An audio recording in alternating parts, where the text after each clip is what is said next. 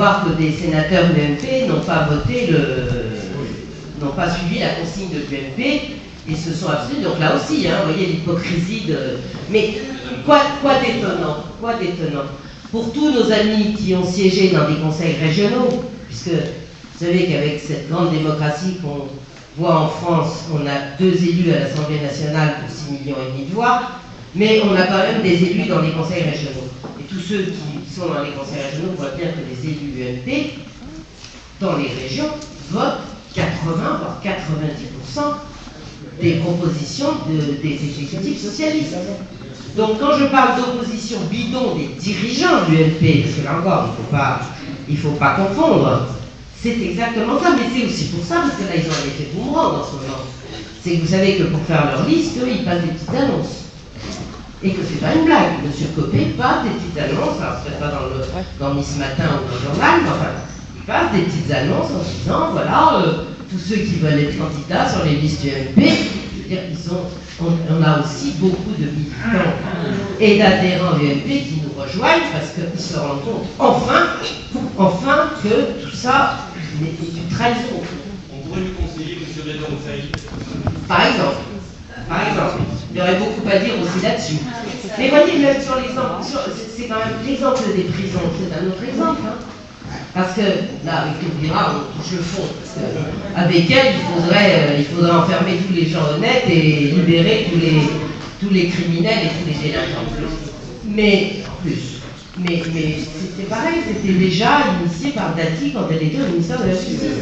Vous savez, la politique qu'on voit aujourd'hui avec Hollande n'est que la continuation. Et dans beaucoup de domaines.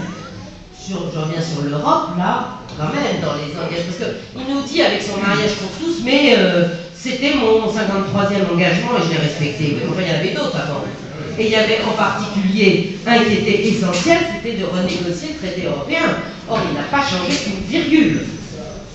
Alors, oui, c'est la base de tout, ça.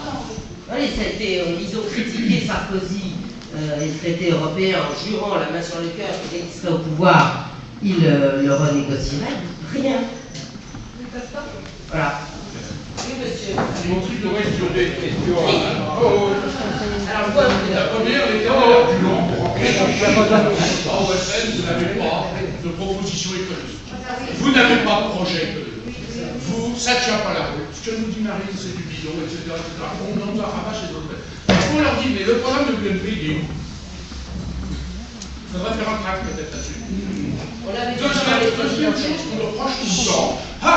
On les a vus, vos maires du Front National à Orange. On les a vus, ils sont tous en prison. On les a vus, ils ont ruiné leur ville. Il faudrait peut-être aussi faire un tract pour rétablir la vérité. Oui, je vous écoute. Parce que les citoyens ne vont pas aller sur le site FM, je vous encourage à y aller, et d'aller lire le programme du Front National. De vous en imprégner. Parce que ça permet de répondre à ces gens-là. Mais si on avait un petit tract à distribuer, ça nous aiderait. La troisième question, qui est beaucoup plus générale, et là vous allez me répondre. Nous sommes en 2017, les élections sont terminées, Marine est présidente de la République. Les gens ici sont députés, les gens ici sont ministres, etc. On applique au niveau social des mesures. On supprime toutes les aides financières à tous les immigrés clandestins. Qu'est-ce qui se passe le lendemain? Qu'est-ce qui va se passer? Comment on fait pour régler le problème des peut-être 10, 15 000, j'exagère, 3, 4 000 immigrés qui touchent les prébendes de la République et qui vivent grâce à ça? Ils vont tous aller dans la RGT et vont se rebeller et faire comme ça. Voilà. Non, mais ce sont des questions tout à fait pertinentes. Sur votre dernière question, je vais vous dire, on arrive au pouvoir, bien sûr qu'on applique notre programme, on ne s'en sera pas caché, hein. Et on le répète depuis de nombreuses années, il ne se passera rien. En revanche, ce qui se passera, c'est qu'ils viendront plus. Et ce sera déjà pas mal.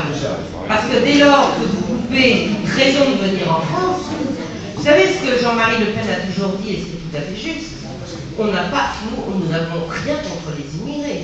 C'est tout à fait normal aujourd'hui que l'ensemble des autres pays viennent en France. Je veux dire, moi je serais immigré pauvre au fin fond de la planète, mais je viendrai en France, évidemment, avec mes 3 enfants sous le bras, Et je me dirais, mon Dieu, le paradis.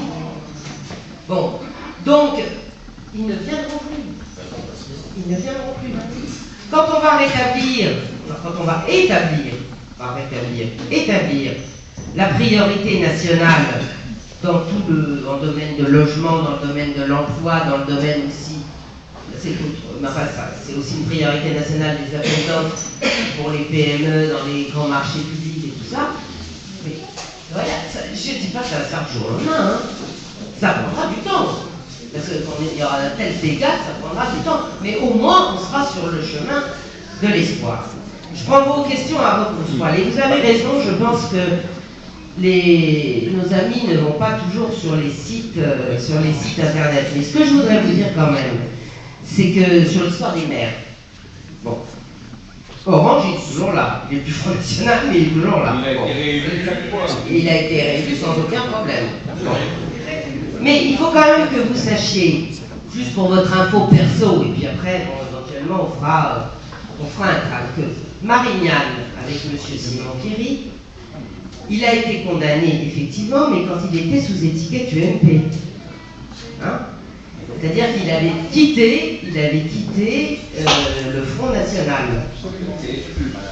Bruno Maigret, quand il a été condamné à Vitrolles, il a été condamné parce qu'il avait envoyé aux frais de la municipalité et donc des contribuables des lettres à tous les maires pour obtenir des signatures à la présidentielle contre Jean-Marie Le Pen. Ah oui, mais enfin bon, il faut le savoir, ce sont évidemment c'était des maires qui avaient été élus sous l'étiquette Front National, mais c'est quand ils sont quittés le Front National.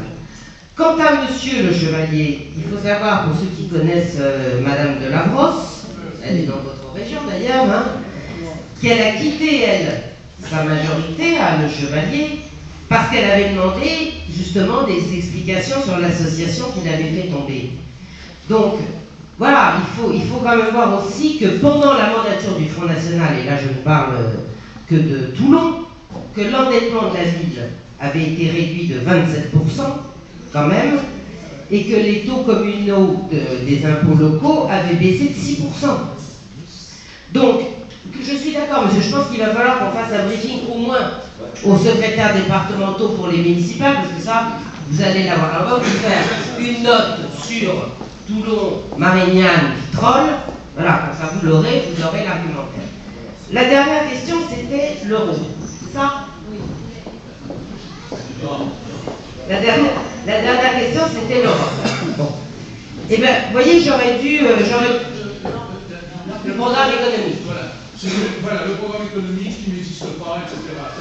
Les gens ne font pas lire. Les gens, c'est l'information politique moyenne du français, et ça ne dit pas vous dire, c'est TF1 et TF2. Oui, mais sauf que je crois, voyez-vous,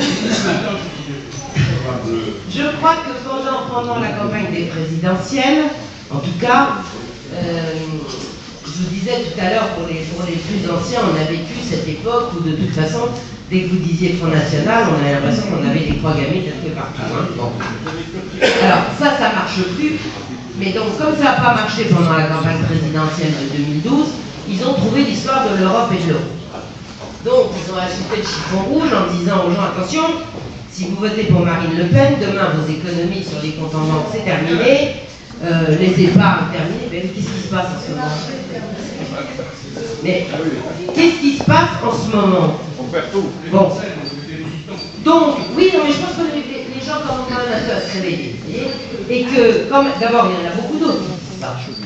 Il y a quand même des économistes qui, de plus en plus, même sur certaines chaînes de télé, je pense à BFM Business, certains débats que vous avez effectivement sur la 5, bon voilà, ça commence à venir.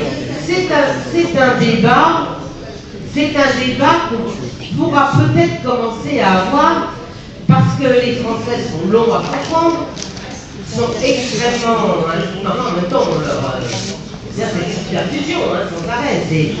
C'est pire que dans les pays communistes, je veux dire. Voilà, bon. Donc, on leur a répété que, je vous dis, c'est quand même, là ils se disent, et puis qu'ils regardent autour d'eux.